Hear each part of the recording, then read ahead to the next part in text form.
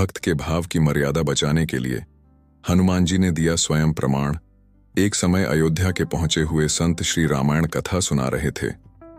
रोज 1 घंटा प्रवचन करते, कितने ही लोग आते और आनंद विभोर होकर जाते। साधु महाराज का नियम था, रोज कथा शुरू करने से पहले आइए हनुमंत जी बिराजिए कहकर हनुमान जी का आह्वान करते थे। फिर 1 घंटा प्रवचन करते थे। एक वकील साहब हर रोज कथा सुनने आते।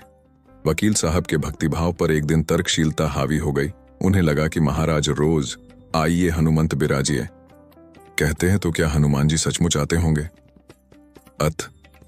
वकील ने महात्मा जी से एक दिन पूछ ही डाला, महाराज जी आप रामायण की कथा बहुत अच्छी कहते हैं, हमें बड़ा रस आता है, परंतु आप जो गद्दी प्रतिदिन हनुमान जी को देते हैं उस पर क्या हनुमान जी सचमुच विराजते हैं?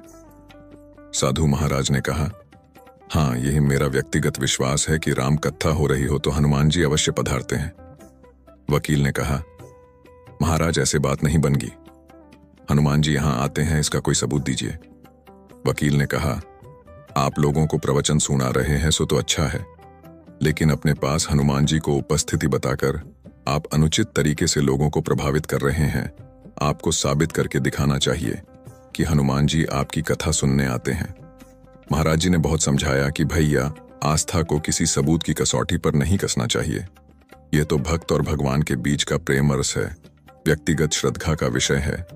आप कहो तो मैं प्रवचन बंद कर दूं या आप कथा में आना छोड़ दो। लेकिन वकील नहीं माना, कहता ही रहा कि आप कई दिनों से दावा करते आ रहे हैं, यह बात और स्थानों पर भी कहते होगे, इसलिए महाराज आपको तो साबित करना होगा कि हनुमान जी कथा सुनने आते हैं। इस तरह दोनों के बीच वाद विवाद होता रहा। मौखिक संघर्ष बढ़ता चला गया। हारकर साधु ने कहा, हनुमान जी है या नहीं उसका सबूत कल दिलाऊंगा।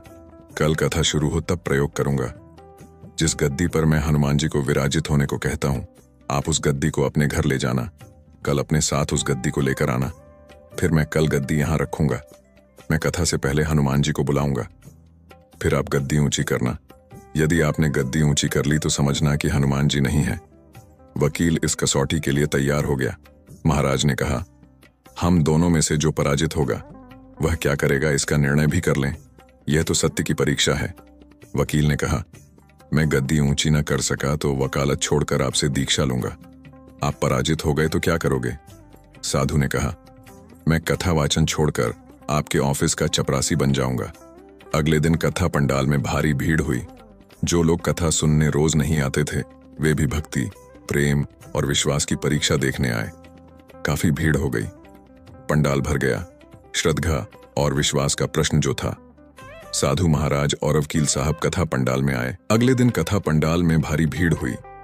जो लोग कथा सुनने रोज नहीं आते थे वे भी भक्ति, प्रेम और विश्वास की परीक्षा देखने आए। काफी भीड़ हो गई। पंडाल भर गया। श्रद्धा और विश्वास का प्रश्न जो था। साधु महाराज और वकील साहब कथा पंडाल में आए। वकील ने अपने हाथों से गद्दी रखी। महात्मा जी ने सजल नेत्रों से मंगलाचरण किया और फिर बोले, आइए हनुमान जी पधारिए। ऐसा बोलते ही साधु जी की आंखें सजल हो उठीं। मन ही मन साधु बोले, प्रभु, आज मेरा प्रश्न नहीं बल्कि रघुकुल रीति की परंपरा का सवाल है। मैं तो एक साधारण जन हूं, मेरी भक्ति और आस्था की लाज रखना। फिर वकील साहब को निमंत्रण दिया, आइए गद्दी ऊंची कीजिए। लोगों की आंखें जम गई। वकील साहब खड़े हुए। उन्होंने गद्दी लेने के लिए हाथ बढ़ाया पर गद्दी को स्पर्श भी न कर सके। जो भी कारण हो, उन्होंने 3 बार हाथ बढ़ाया किंतु तीनों बार असफल रहे। महात्मा जी देख रहे थे। गद्दी को पकड़ना तो दूर, वो गद्दी को छू भी न सके। तीनों बार वकील साहब पसीने से तरबतर हो गए।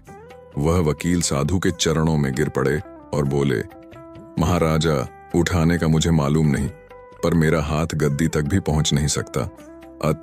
मैं अपनी हार स्वीकार करता हूं। कहते हैं कि श्रद्धा और भक्ति के साथ की गई आराधना में बहुत शक्ति होती है। मानो तो देव नहीं तो पत्थर। प्रभु की मूर्ति तो पाषाण की ही होती है, लेकिन भक्त के भाव से उसमें प्राण प्रतिष्ठा होती है और प्रभु विराजते हैं।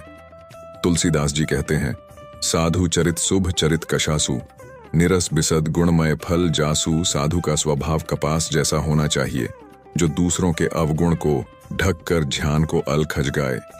जो ऐसा भाव प्राप्त कर ले वही साधु है। श्रद्धा और विश्वास मन को शक्ति देते हैं संसार में, बहुत कुछ ऐसा है जो हमारी तर्क शक्ति से, बुद्धि को सीमा से परे है। जो उस संसार को पहुंच जाते हैं वे परमात्मा स्वरूप हो जाते हैं। बोलो, सियावर रामचंद्र की जय, पवन सुत हनुमान की जय। ध्यान से भरी ऐसी ही और भी धार्मिक कहानियों को पढ़ने के लिए हमारे चैनल को सब्सक्राइब कर लीजिए। ऐसी पौराणिक कथाएं आपको कहीं नहीं मिलेंगी।